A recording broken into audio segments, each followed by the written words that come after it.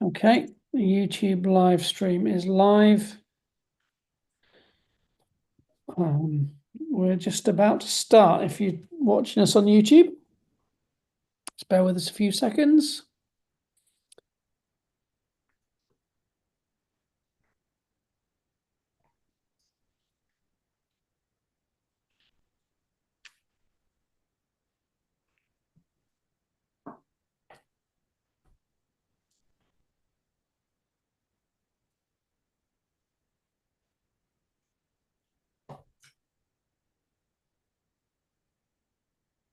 Good morning, everybody. Welcome to week 7, or is it week 8?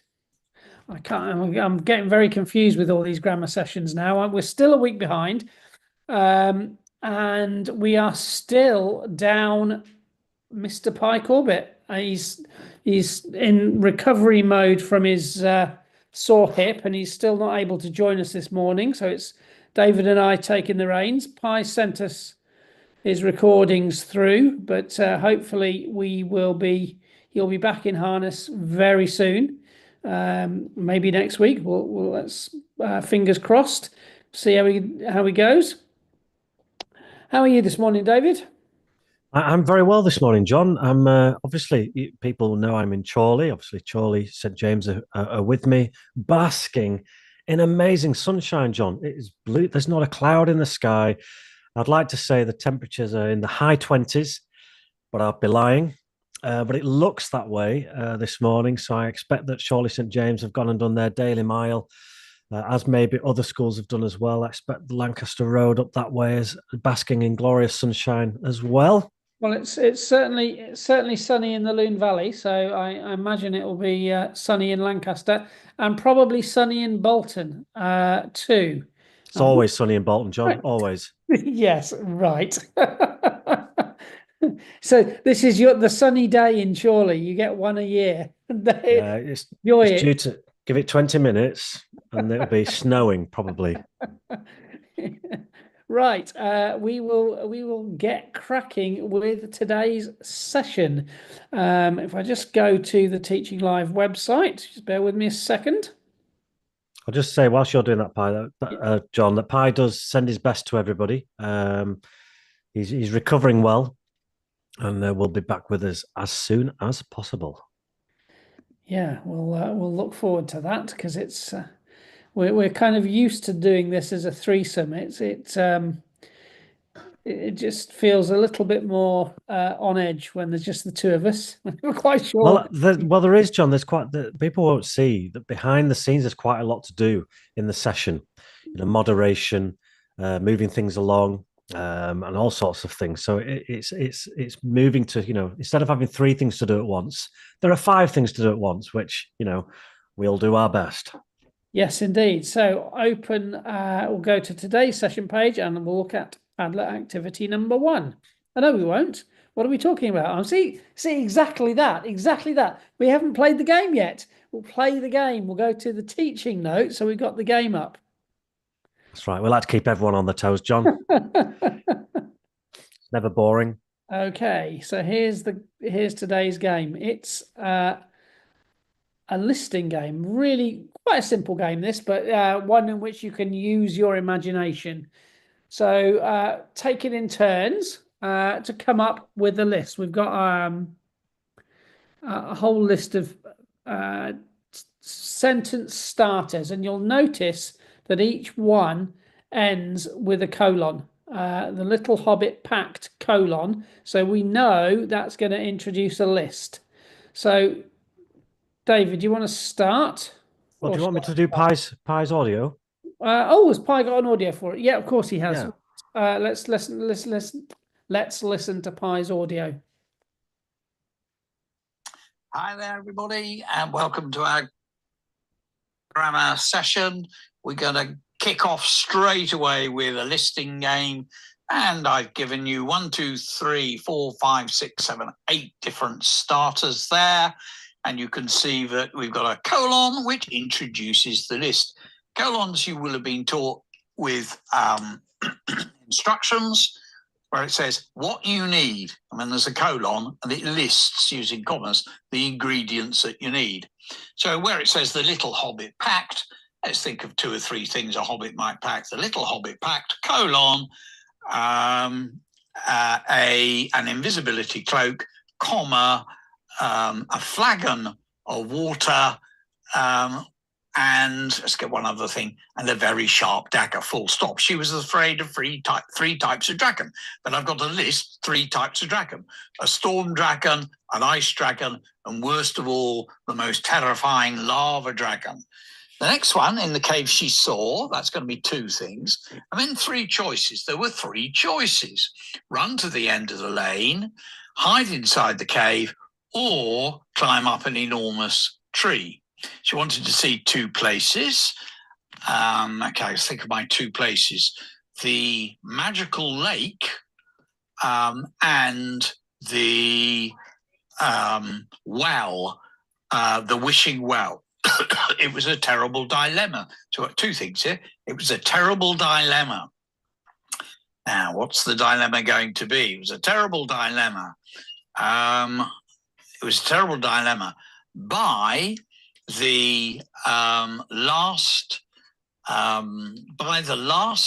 flagon of water, or, so it's a dilemma. It's one thing or other. Should we buy the water or a stale lump of bread to eat? She'd often seen the elf. Now, where had she seen the elf, and what was it doing? She'd often seen the elf hiding in the bushes, scampering along the rooftops, or flying through the air with the swallows in summer.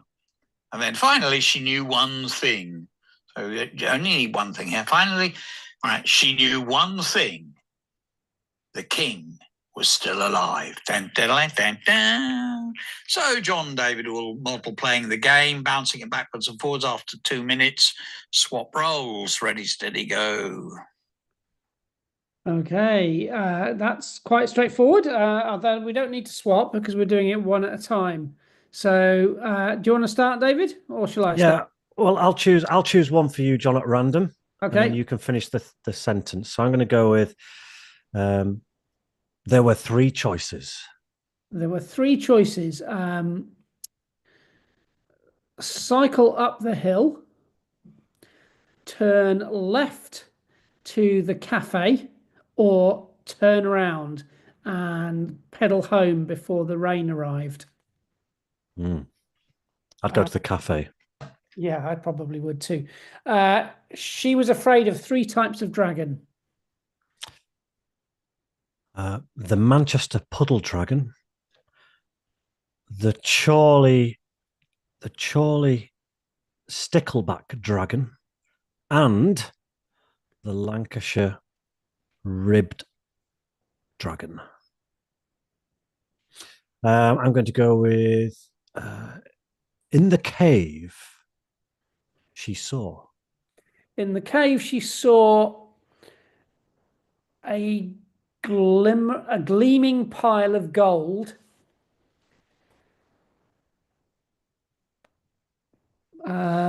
sacks containing silver coins, and an enormous slumbering dragon. It was a terrible dilemma. Either have his hip replaced or continue the journey in substantial pain. Okay, and one more. She knew one thing. Oh, she knew one thing. Oh, no, it's your turn. Go on. Okay, well, I'll do that one. She knew one thing. She knew one thing. Both David and John wanted pie back as soon as possible. Okay, so that's the game. You can structure it how you want, really. Either just take it in turns or pass it on to each other. If you run out of, because you've gone through all all 8, just start again, pick another one, because you can change the things you see, change the things you pack each time. So you've got lots and lots of choices. So I'm going to start the timer. 4 minutes on the clock, starting now.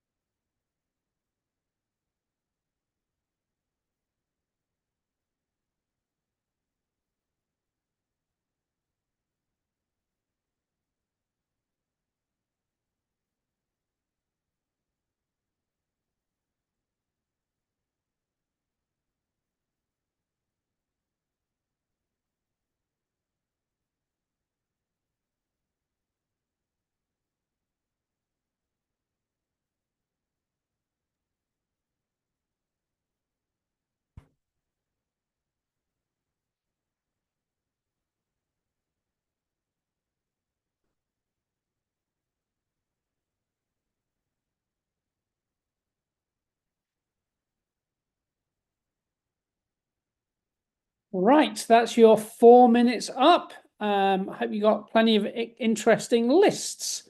Got the creative juices going. So today we're looking at colons, semicolons, ellipsis, parenthesis, hyphens, and bullet points, all ways of adding information into sentences. So we'll start off with Padlet activity number 1.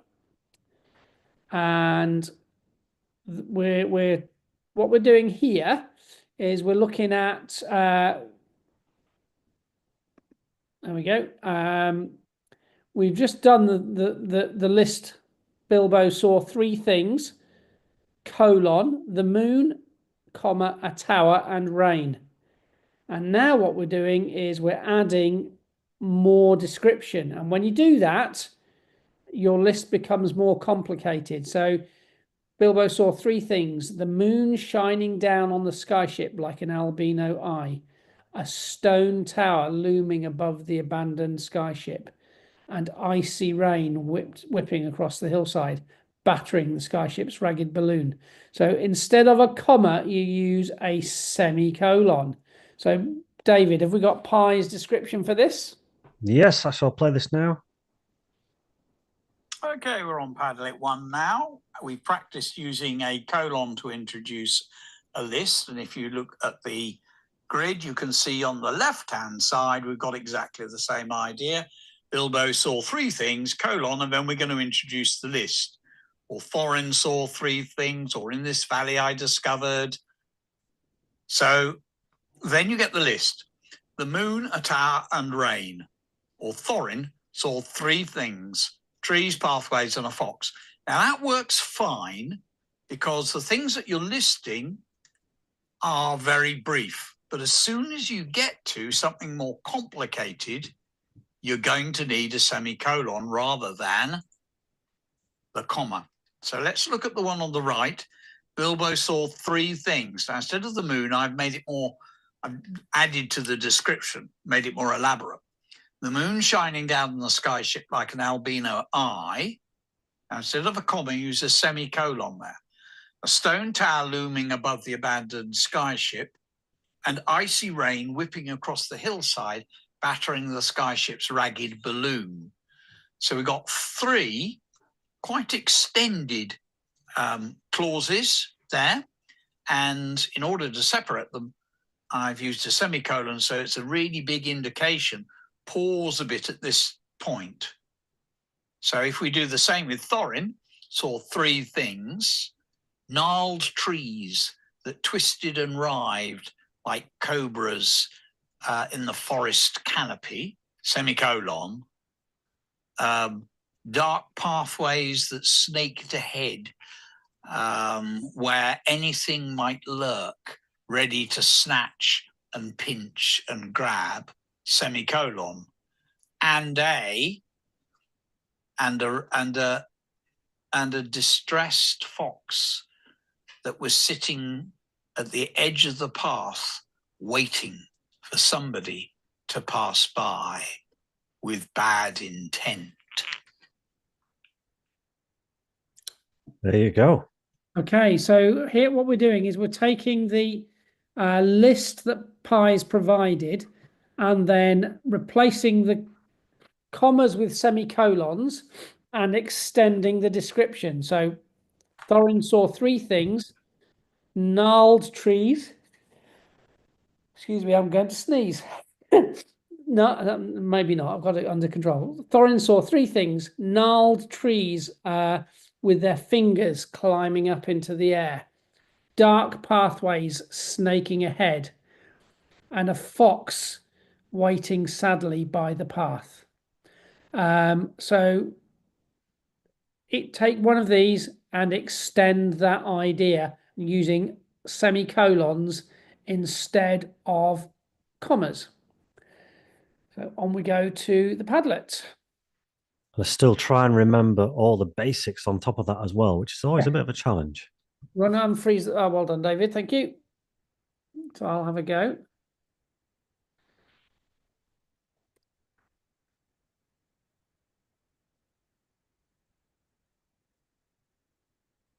Look.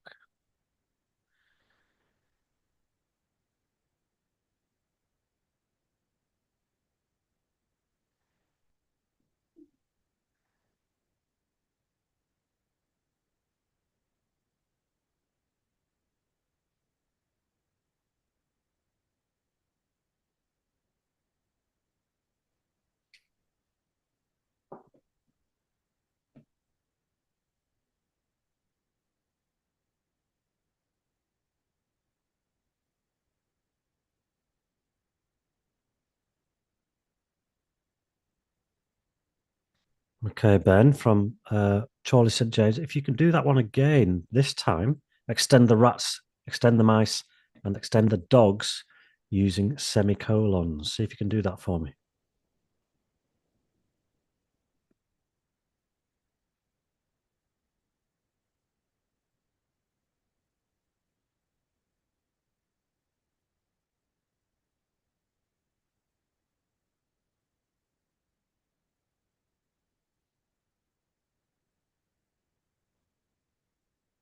Hindi, Bolton Parish, nailed it. Fantastic. Livy saw three things: the moonlight casting a slight shadow onto the sherbet lemon buttercups, semicolon. A fox waiting for its frail prey, semicolon. And a friendly bear with a fuzzy bow on its head, full stop. Perfect. Absolutely perfect, Hindi. Well done. Yep, Joe saw three things: the forest fringing the lake, a cave full of mystery and darkness, and snow topping the mountains, sparkling in the sun. Joe saw three things: the enchanted forest. You need your semicolon there, Harrison. A cave with the most bats ever seen, and yellow snow.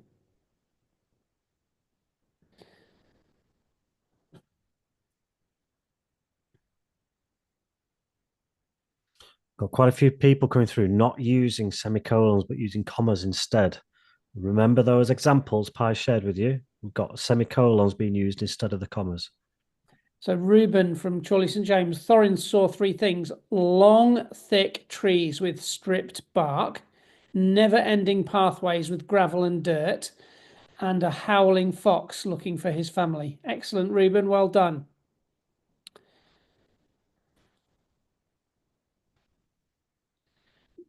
Kaish from Chorley St. James. The last one. So Thorin saw three things: trees with forest. Where's it gone? Trees with long branches, pathways with green leaves, and a fox with red soft hair. So you need to include your "and" there for the last one.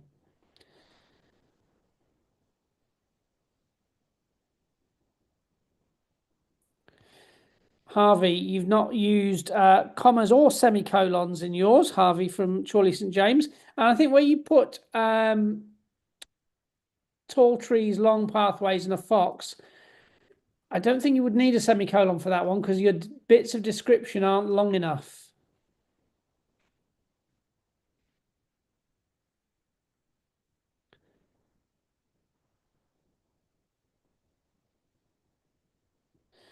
So Logan, you need to extend your list so you've got description in there. So you can include semicolons like Bahira's done. Kabir saw three things: an eagle flying over the city, a goblin trying to make a fire to cook his dinner, and a dragon. Oh, it's gone. A dragon crouching to attack the goblin. Very good.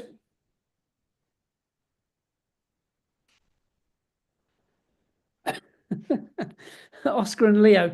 Livy saw three things: the moonlight casting a slight shadow onto the sherbet lemon buttercups, a fox awaiting for its frail prey, and a friendly bear with a fuzzy bow on its head. Didn't we have that one before? Is that the same one that Hindi did? Yeah, you've just copied Hindi's. I don't see the point of that, Oscar and Leo.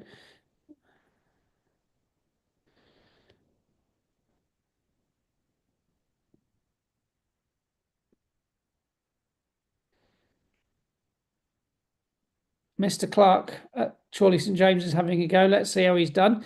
Thorin saw three things: trees with their gnarled with a G, Mr. Clark, not a K, gnarled branches waiting for the fellowship to enter their realm. The pathway, which he knew would be the only way for the dwarves to go, and a small rabid fox hurtling towards them, its mouth open, ready to devour. Excellent stuff. We like it when teachers have a go, don't we, John?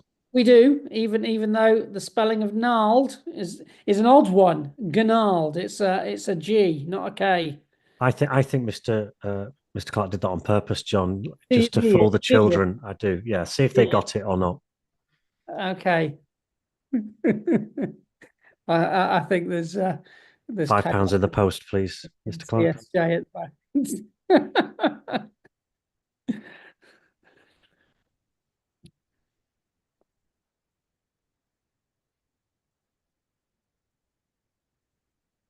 Lizzie from Fairburn. I like this one, Lizzie. In this world, I discovered a blood red sun, an ancient civilization, and a frost so cold it could flake the human skin. I really like that last bit of yours, Lizzie. That's great. See, John, it's a choice you have as an author, isn't it? When you're writing and you are the author, if you're using shorter sentence, shorter clauses, then obviously your commas are going to do. They're going to do the job. But if you're extending it, that's the point in which it changed from a comma to a semicolon. Jeffrey Muhan and Oliver Muham, sorry, from Lancaster Road. Thorin saw three things: humongous, magnificent oak trees swaying slowly, a mysterious pathway leading to a grim forest, and a wild, I think that might be furious rather than fury, fox swishing its bushy tail. Yep, you've added loads of extra description there, so that's exactly when you need to use semicolons.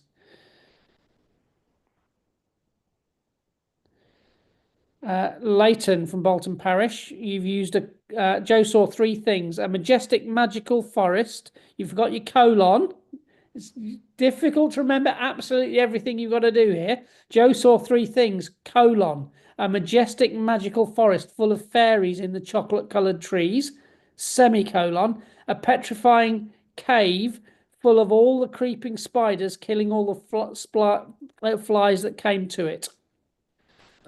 On top of the cave is glistening snow falling under. Yeah, okay. So, and then if you're going to do a third one, so be careful. It's a nice one from Maria from Bolton Parish. Kabir saw three things: a kakapo bird with beautiful shining feathers, a baobab tree with bright green flowing leaves, and a ghost orchid sitting there with a shape of a spider. Could be in the shape of a spider, maybe. Well done, Maria. Yeah, terrific, Maria. I like kakapos and baobab tree. Really good detail that paints a really good picture, which is the whole point of these things. Right. So we'll come out of that. So the key here is the attention to detail with the punctuation. Remember, it's a grammar session, so that's what we're looking for: attention to detail. So Bilbo saw three things: colon, the moon shining down on the skyship like an albino eye; semicolon, a stone tower looming above the abandoned skyship; semicolon, and icy white rain whipping across the hillside, battering the ship's ragged balloon; full stop. So we'll come out of that one, go back to the session page eventually when I get back there. We will go to the session page and we will have a look at Padlet number 2. Okay, and now we're looking at another.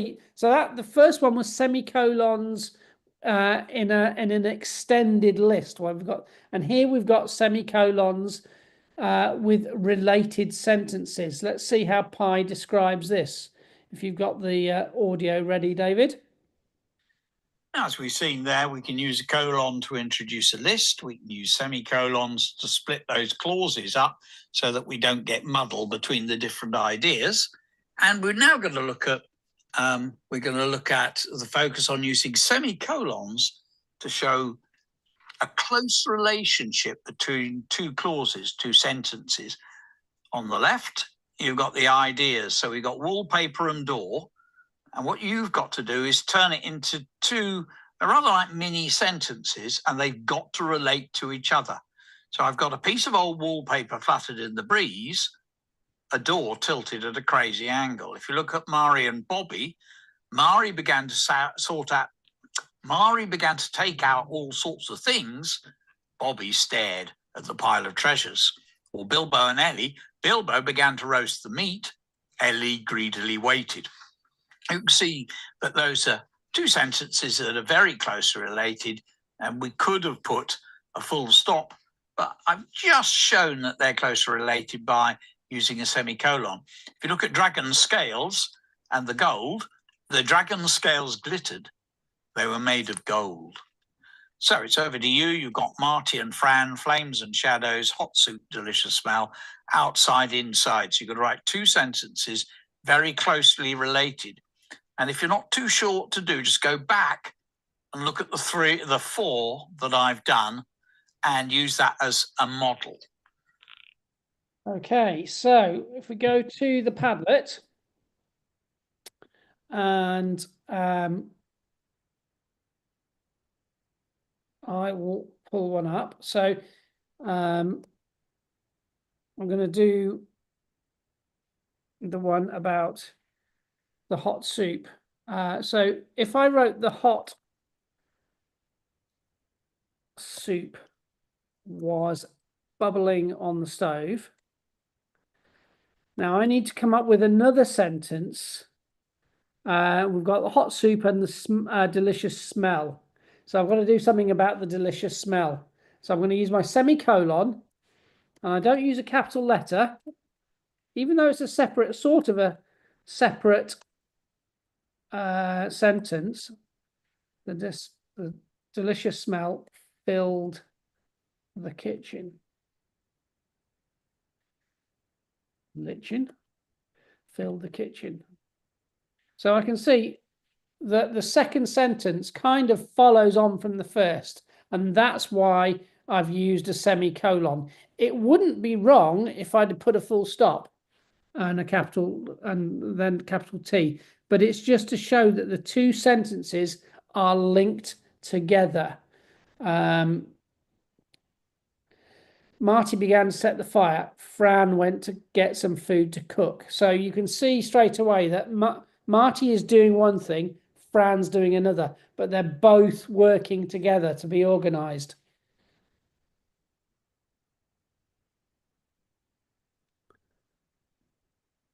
I think if you used on the other hand, Mason, you'd have to use a full stop rather than, because it's a completely separate idea then. Marty ran down the hill with crazy top speeds, and if you then put Fran fell and rolled down the hill painfully, then you could use a semicolon. But because you've put in on the other hand, I think you would use a full stop there. There's no hard and fast rule about this, so I'm not sure that it's wrong, but let's see how Mr. Clark's spelling is up to this time. His dragon scale shield became alive and began to hum. It had never done this whilst in Andrew's possession. Yeah, well done, Mr. Clark. You've got all your spellings right there. And more importantly, in this instance, he's got all the punctuation right. The dragon's scale, the scale belonging to the dragon, with his apostrophe as well.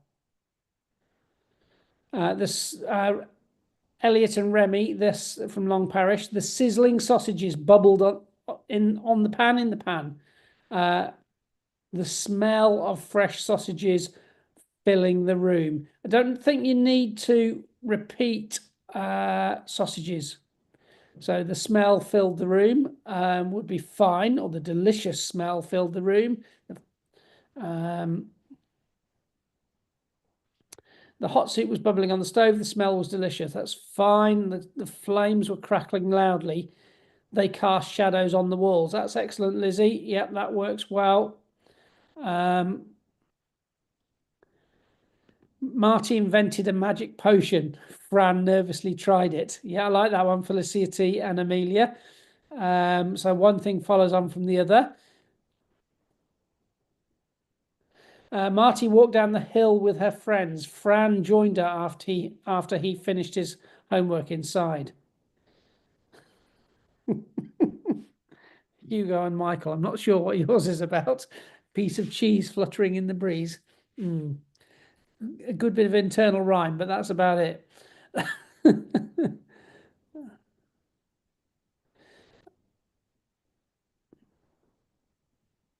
Maria from Bolton Parish.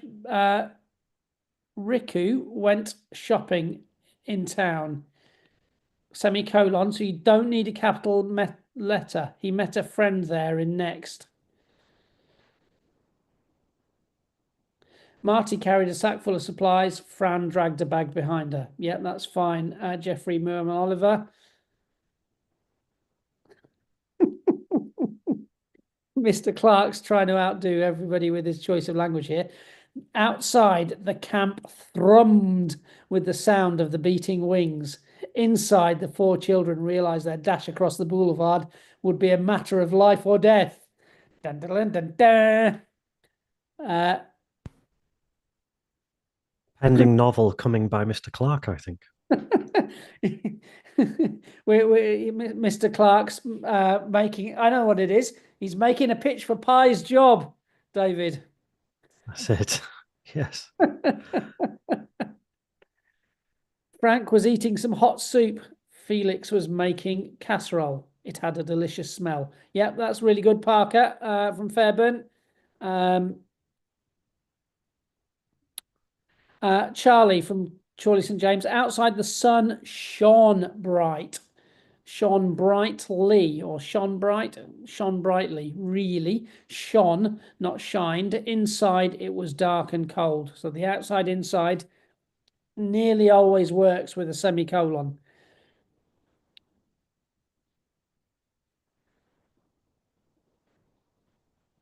Right, Keisha, you've not used semicolons in yours.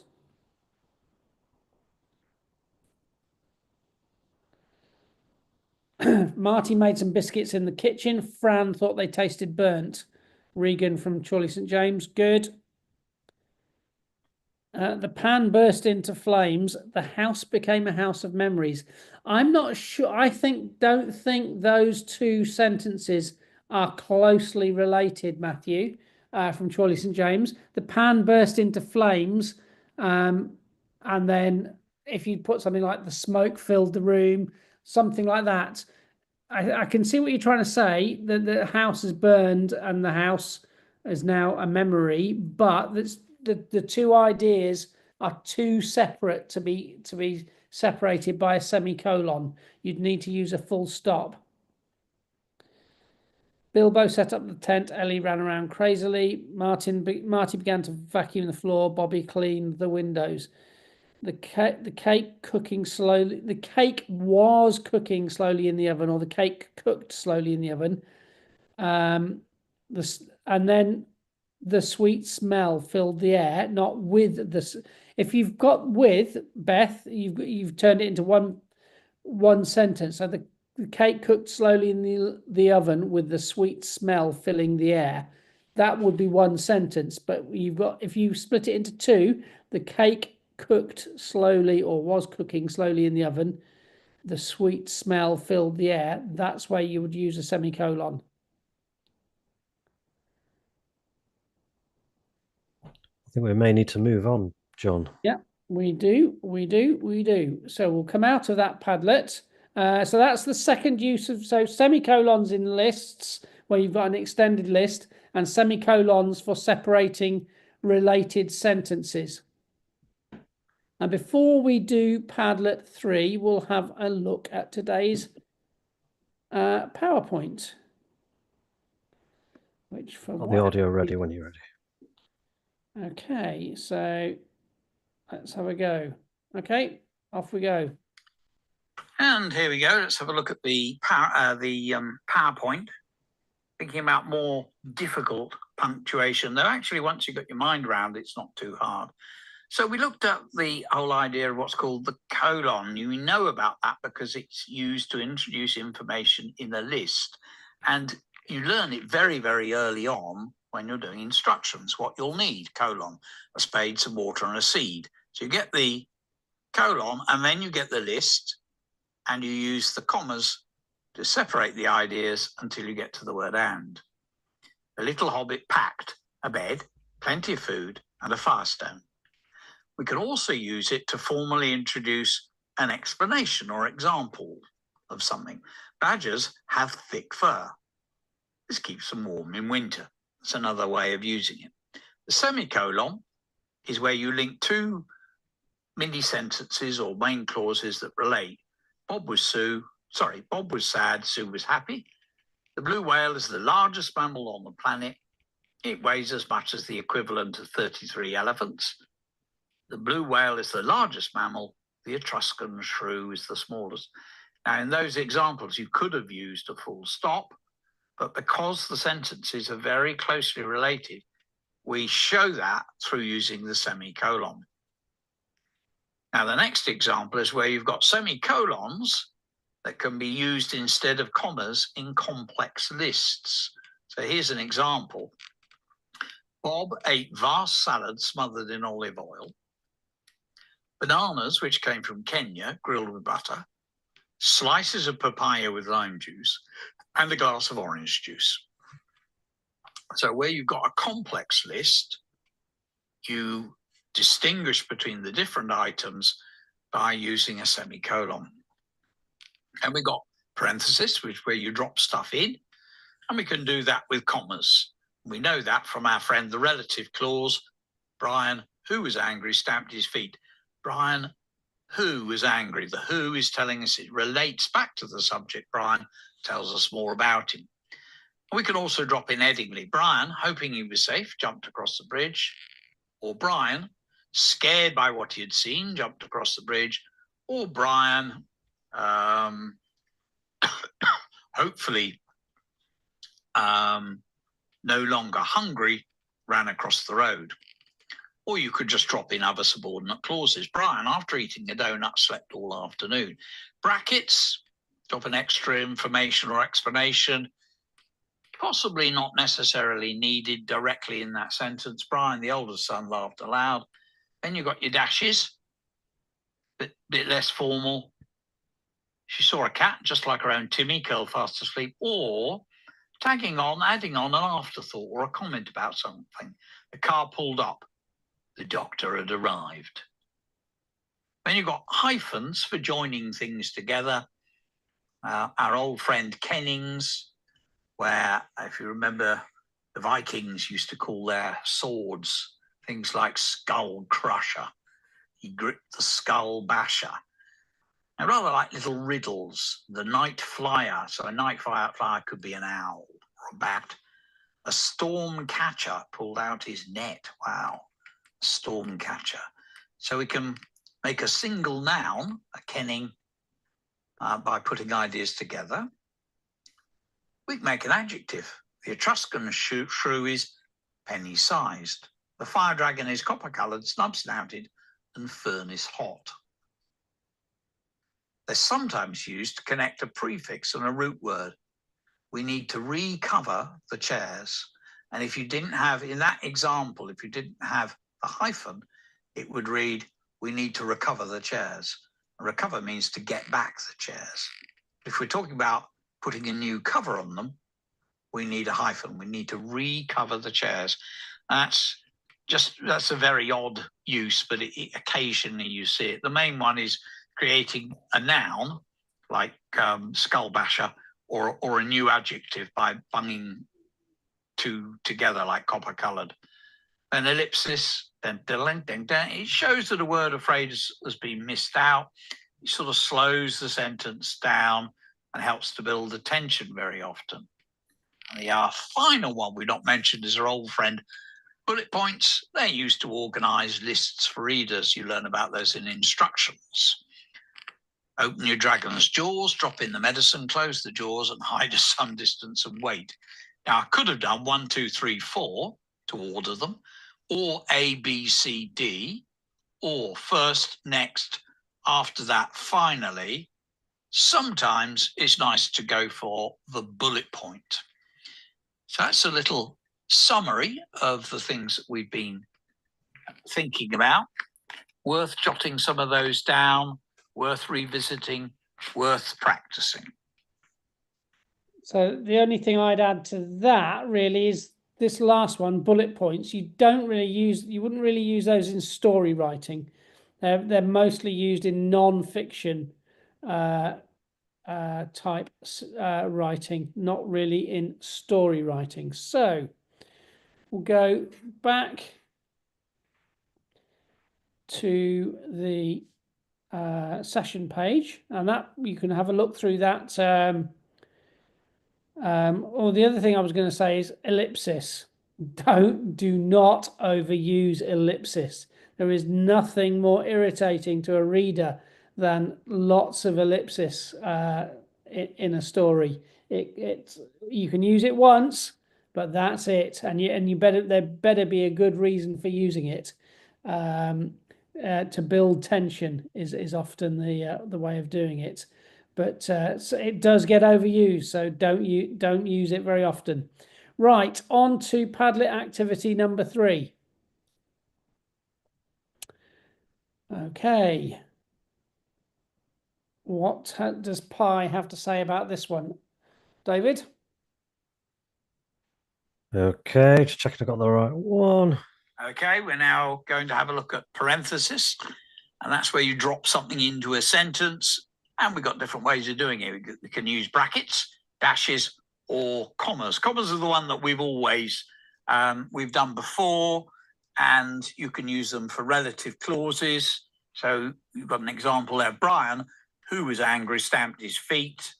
Or you could drop in Eddingly an ED clause, an in one, or an ly. So it could be Brian, excited by what he'd seen, stamped his feet, or Brian, wondering what on earth was going on, stamped his feet, or Brian, hopefully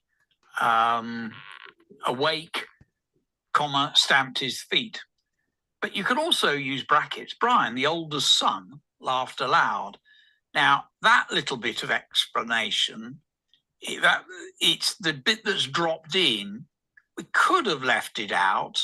It's like a bit of extra information, possibly not totally needed. We could have just said Brian laughed aloud, but a little bit of extra detail. But in the first one, Brian, who was angry, stamped his feet. The whole thing hangs together. Now, you can use dashes, little less formal. She saw a cat, just like her own Timmy, curled fast asleep. I quite like using dashes, but that's when it's a little less formal, diary writing, some story writing. So what you've got to do is I've given you 5 sentences, starting with Bilbo saw the dragon, and you've got to add in some information or explanation using parentheses. So you can use commas. You could try dropping in an extra bit of information that's not totally needed with the brackets, or a bit more informally with the dashes there. Over to you. Okay, let's open the Padlet. So I'm going to choose, need to unfreeze the Padlet, David, please. Thank you. I'm going to do the first one.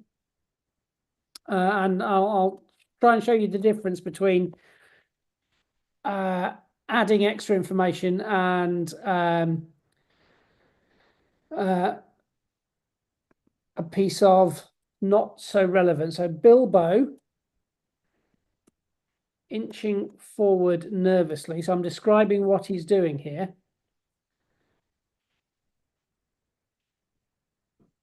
Inching forward nervously, comma, saw the dragon. So that one, where I'm describing what Bilbo's doing, make sure I've got my full stop, I'm going to use commas because it's describing what Bilbo's doing. Whereas if I wrote Bilbo brackets youngest son of Balbo, I have no idea what Bilbo's father was called, saw the dragon. That bit there doesn't do any, it's not describing what Bilbo's doing. It's a separate piece of information that may or may not be relevant. It's adding a bit more information to your understanding of Bilbo, not to the sentence. So the first one, I've used commas to drop in a clause, inching forward nervously. Whereas in the second one, I've added a bit of extra information. I've put in brackets. So that's the difference between those two. For the first top one, I could have used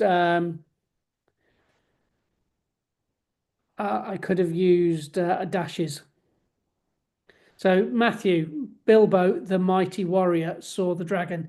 That's a really good example of where you would use a bracket. Myra from Boulder Parish, Bilbo, who had a big fear of dragons, saw the dragon. I think you might instead of repeating dragons, saw it.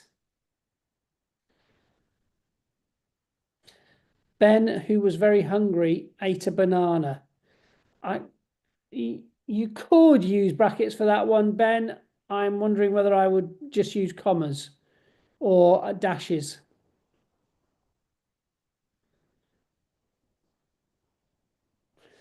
Tristan from Fairburn, John, who was helpful, picked up the books. Yeah, that's fine.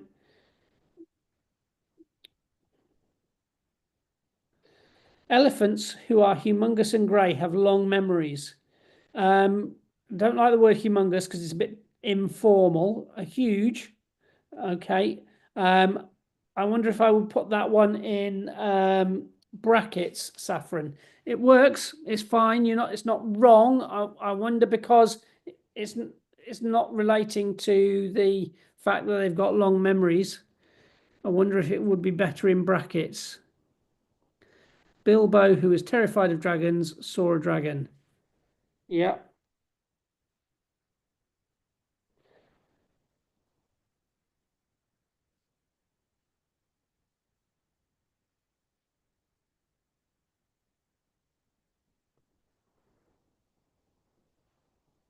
Bilbo, who was very scared, saw the mighty ice dragon of Amarctia. Really like the name Amarctia. Really good one. It's a proper noun, so it needs a capital A.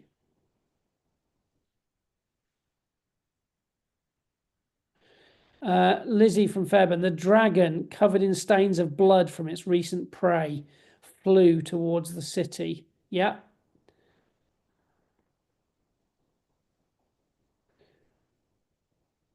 Elephants who are heavy and large have long memories. Yes. Brian, who was frustrated, stamped his 3 feet. Too many exclamation marks, Seth, but I like the sentence.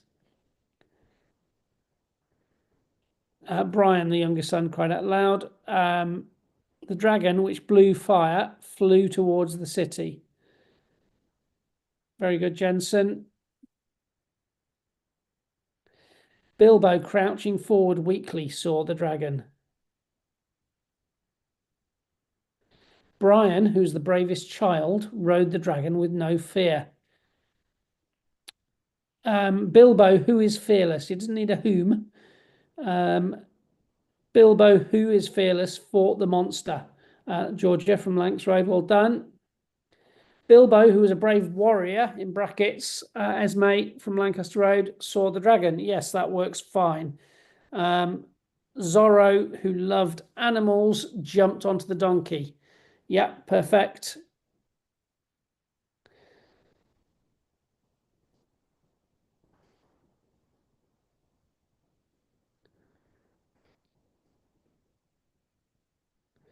The dragon, who had just learnt to fly, flew towards the city. Claudia and Zara from Long Parish. Bilbo, the mythical inspector, saw the dragon. I like that one, Penelope. Leighton from Bolton Parish. Slain is one of these, is a bit of an odd word because the verb, the way it's past tense, is very odd.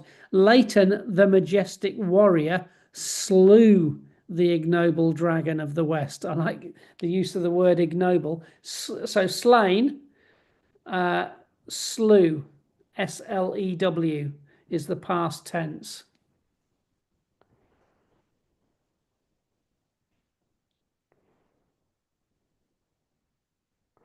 I think we've got the hang of this, so we'll come out and we'll go and look at the blog challenge. So it's just remembering all those different forms of parenthesis, colon, semicolons, ellipsis.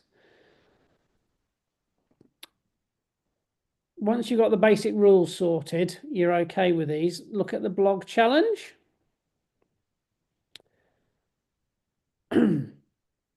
Right, so this is, have we got a bit of a description for this blog challenge, David, from Pi? Activity, and this is quite a cracker, I think.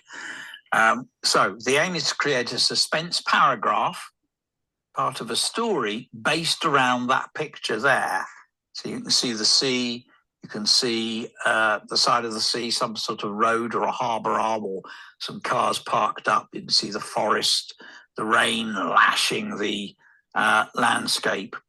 And you've got to use a colon to introduce a list, a semicolon to separate items in an extended list, semicolon to link two related clauses, sentence using parentheses, but I've added in ellipsis, dang, diddling, dang, dang, and a hyphen in a compound adjective. Okay, so this is... So we'll see whether you can actually use all of those features to create a suspense paragraph. I've also given you some other practice activities, but I think that's a really big challenge. I'd be very impressed if anyone manages to do that. We shall see. Okay, so yeah, so I the way I would start this is imagine you're a character looking at the scene. So I came over the brow of the hill and I could see colon the sea lashing against the cliffs, semicolon, the forest with mist hanging down to the shore, semicolon, and a road snaking around the edge. So there will be my colon to introduce a list, my semicolons in an extended list, and then I've got to work on the next 4. So yeah, just imagine you're a traveler in an adventure or whatever, and you come across this scene as your starting point, and that should hopefully get you into the challenge as a starting point. But it's quite a tricky one, and you'll need to go through, after you finish writing, you'll need to go through and check this list to see if you've got all of them in your paragraph. So one paragraph of suspense writing, trying to use all those. And here's a free one, another free one for you. What would happen next? ... Ellipsis at the end is dead easy to do in a paragraph like that. So Bill wondered what would happen next ... that kind of thing to finish it all up. So that's the blog challenge. We're a week behind where we should be because of the missing week where where we had the problem. So we've got to make up that week somehow.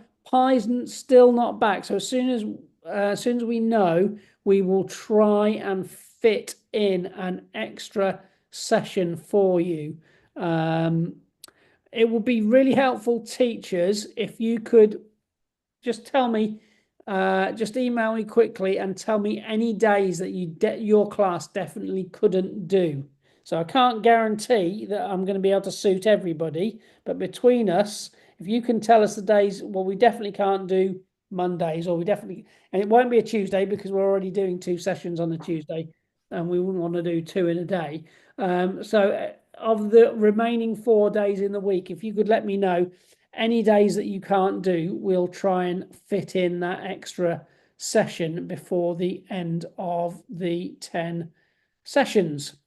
And that's it from us this morning. Hope you enjoyed the session. Some really good writing.